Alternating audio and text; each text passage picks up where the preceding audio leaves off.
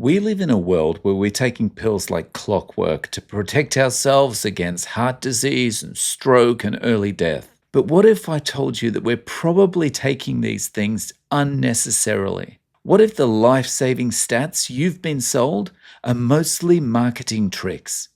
Today, I'm going to show you how Pfizer pulled this off and how it makes me never want to trust the health industry again. Imagine walking into a department store and seeing a massive sign, 50% off TVs today only. You rush over thinking you're going to save hundreds, maybe even thousands. Then you read the fine print. The TVs in question normally cost $2,000, with a standard discount of $2, bringing the total to $1,998. For today's sale, you don't just get the standard discount, you also get an extra $1 off. So instead of paying the regularly discounted price of $1,998, you get this TV today for $1,997. Sure, that $1 is actually 50% off the regular $2 discount, technically true, but it feels like a scam.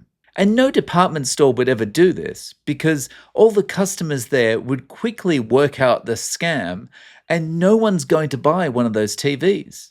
But that's exactly how the health industry sells drugs. It's called a relative comparison, a way to make tiny benefits seem massive. Take one of Pfizer's biggest blockbuster drugs, a statin called Lipitor.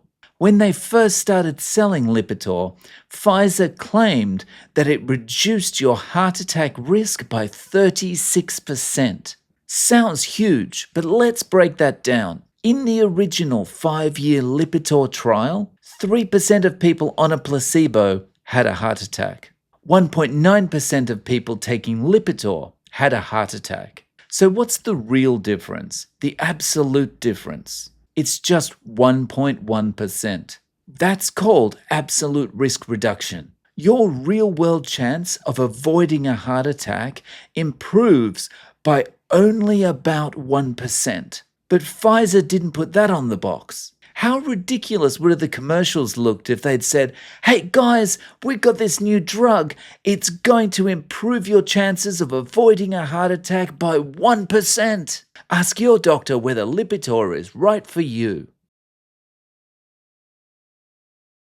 So of course they couldn't do that. So instead of using absolute risk reduction, they used relative risk reduction. And when you compare 1.9% to 3% on a relative basis, you get a 36% risk reduction. It's technically true, but it's designed to mislead. If I told you there's a 36% off sale, you'd assume you're saving a fortune. But if you found out you'd only save a penny on the dollar, you'd walk out of the store. Yet millions of people line up for these prescriptions accepting side effects like muscle pain, diabetes, pancreatitis, and GI problems because they believe the headline number. Would you be willing to take any medication if you understood the chance of it protecting you against some illness was only 1%? And this kind of thing is why I don't trust the health industry. Focusing on relative risk versus absolute risk proves it's not about health. It's about marketing and extracting every single dollar they can get from patients. And while we're on this, there's also a thing called informed consent. And if you are unable to tell the patient the absolute risk reduction for any particular drug, can you even call it informed consent? If a credit card company approves an unlimited balance card for you without informing you the interest rate is actually 65%, they'd be raked over the coals. So why is this okay for Big Pharma? So the next time your doctor says, "This drug reduces risk by 36%, ask them, 36% of what?